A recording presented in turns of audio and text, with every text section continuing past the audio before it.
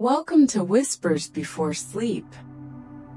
I'm Alice, your guide for tonight's journey, and I'm here with Joe, our quiet observer behind the sound. If your day was long, we're honored to be your ending. If your thoughts are tangled, let's unravel them softly.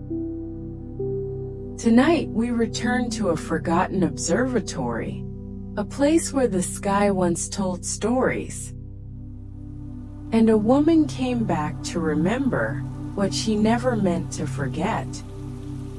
The Astronomer's Widow, a story not of endings, but of echoes. Before we begin, let's settle in together. Take a deep breath in and out. Let your shoulders fall. Unclench your jaw. You're safe here. Let the sounds carry you. The hush of rain, the stretch of night. You don't need to follow every word. You don't need to stay awake. This story will hold you either way. And now, imagine this. A storm lashes the mountainside. A woman walks alone, lantern in hand, returning to a building she left 12 years ago. The observatory stands unchanged, dust thick on the glass, books left open mid-thought, as if someone just stepped out and never came back. But behind the dust, behind the telescope lens, something waits. Not a ghost, not quite memory, something else. Let's begin. When the stars forgot how to shine, she returned to where her world ended. 12 years had passed. The townsfolk had long stopped asking questions, but on the night the rain returned, the same kind of rain that fell the night he disappeared, she came back to the observatory, where silence had taken root. The wood beneath her boots didn't greet her gently. It groaned as though resentful of time, of footsteps long absent. The air held the kind of cold that doesn't simply chill skin, but memory.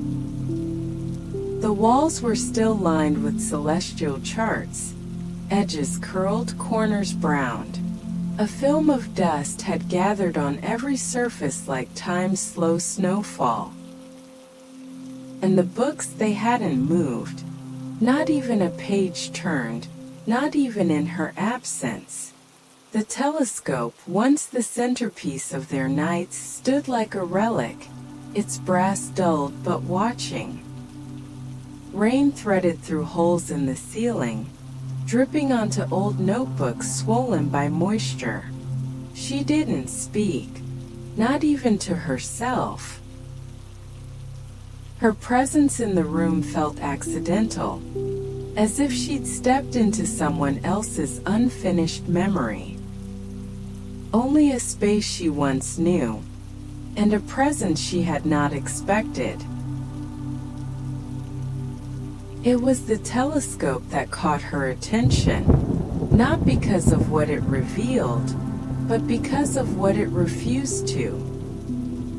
It was no longer aimed skyward, no constellations aligned in its lens.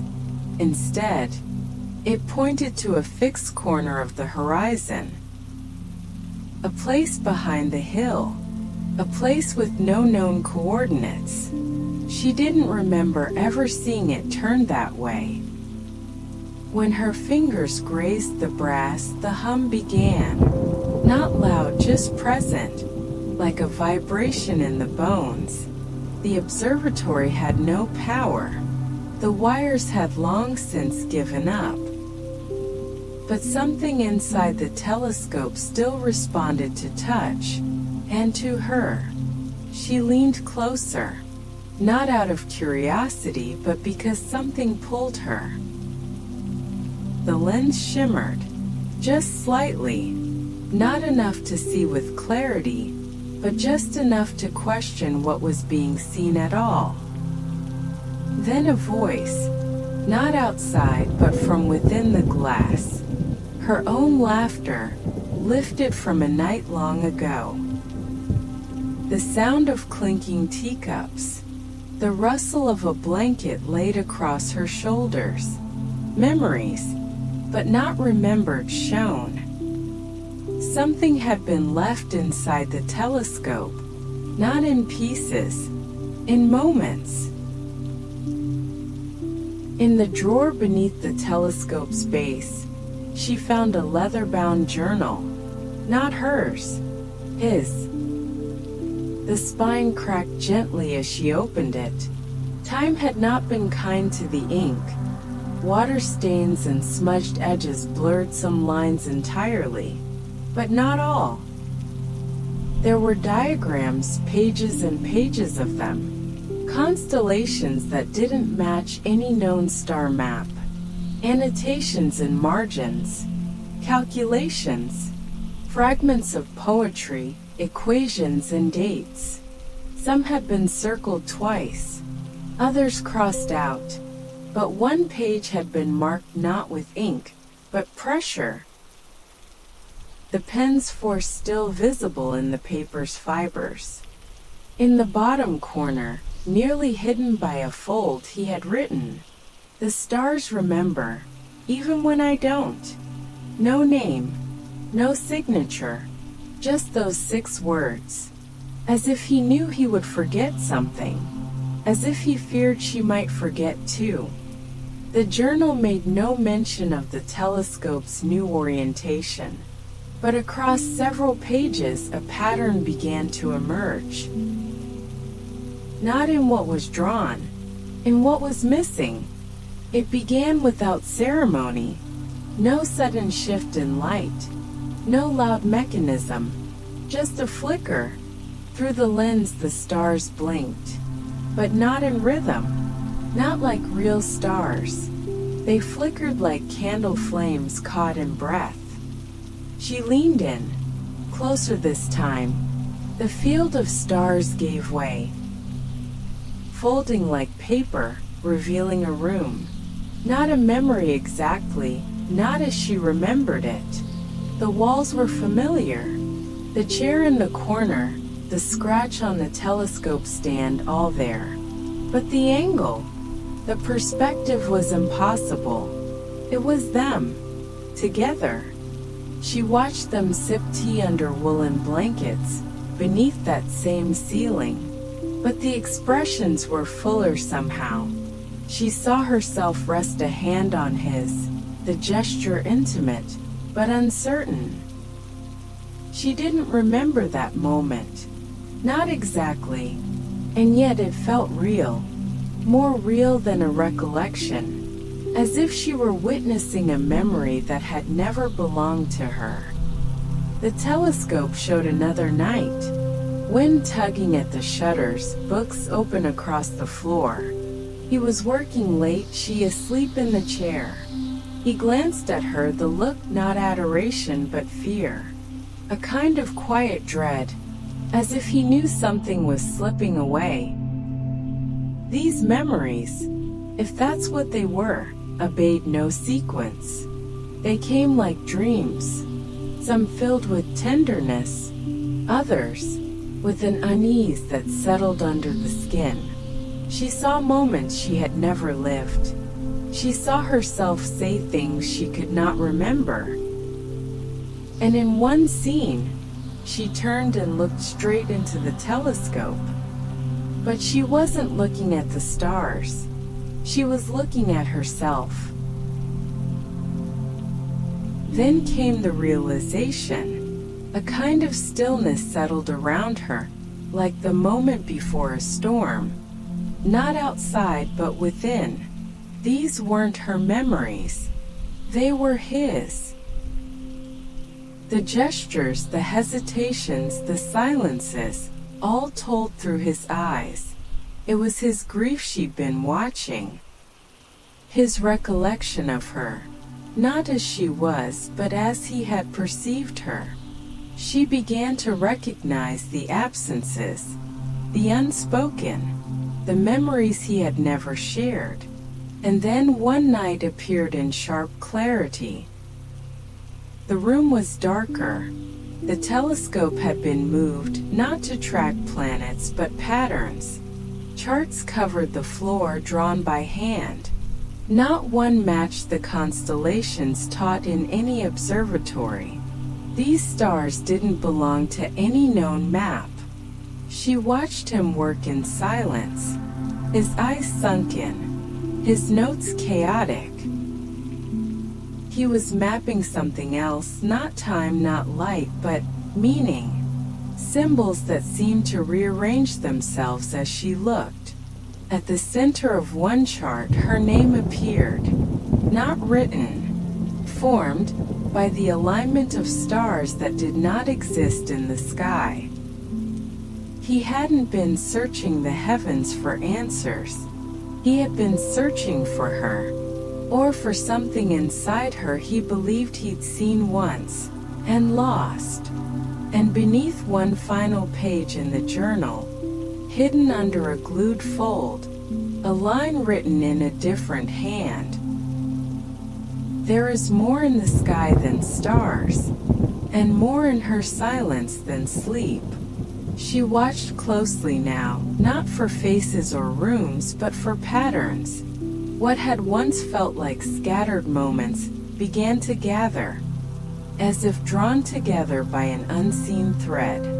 In the margins of memory, between the overlays of starlight and lived moments, something began to form. A sequence, faint, repeating. At first she thought it a coincidence, a trick of lines. But then it appeared again, in the faint lights above their cabin, reflected in the tea stain on the journal's page, mapped unknowingly by their movements in the observatory across 3 winters. 7 stars, one faint crescent, arcing gently above what looked like a fallen sun. She recognized it, not from the skies but from memory. They had spoken of it once, years ago, beneath a sky too quiet to belong to Earth. A legend from a forgotten star lore. The Widow's Crown. A constellation never catalogued by astronomers. Said to appear only to those who have mourned too long, who have waited beyond the world's measure of time. A sky map drawn not in science but in sorrow. Was it real? Or something grief had shaped to keep her from moving on? A sign from the universe, or a reflection of her own unraveling?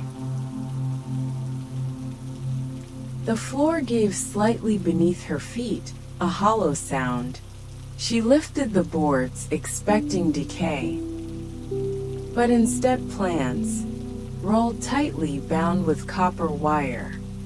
They weren't just architectural drawings, not measurements and utilities, but alignments, celestial, directional, symbolic. Every angle of the observatory mapped not for function, but for resonance. The dome's curve aligned with solstice stars. The mirrors, not arranged to reflect light but to catch memory. And beneath the base of the telescope a symbol, worn, familiar. The same arc as the widow's crown. He said once, "Some machines aren't built to show us where we are." But when? What if it wasn't just an observatory? What if it was built to channel something older than starlight?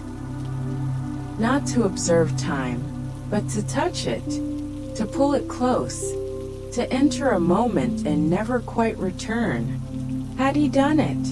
Had he stepped sideways into memory and left the door slightly open? Then the image shifted. Not a memory, not a past she could recognize, but something forward. She was looking at herself, not as she was, but as she might become. Hair streaked with gray, a sweater she did not yet own, standing in the observatory, staring back through the telescope.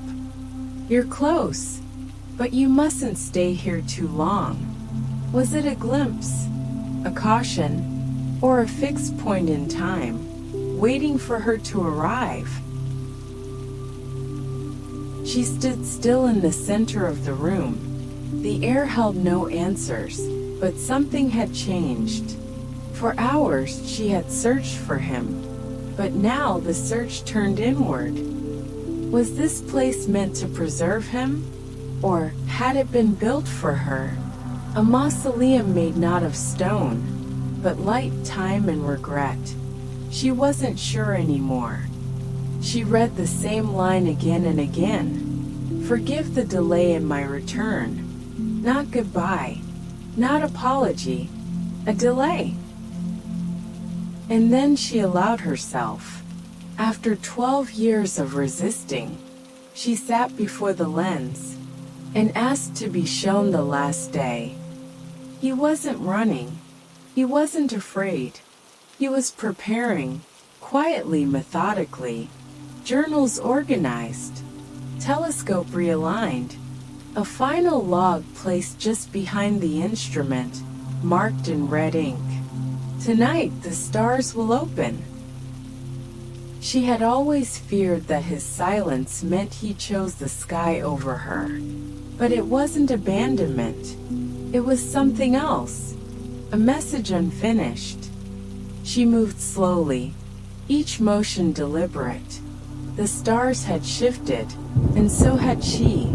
She guided the telescope toward the widow's crown, not by chart, but by memory. The air thickened, not heavy, just present, as if the room had waited years for this moment. If you're hearing this, I was right. I went too far.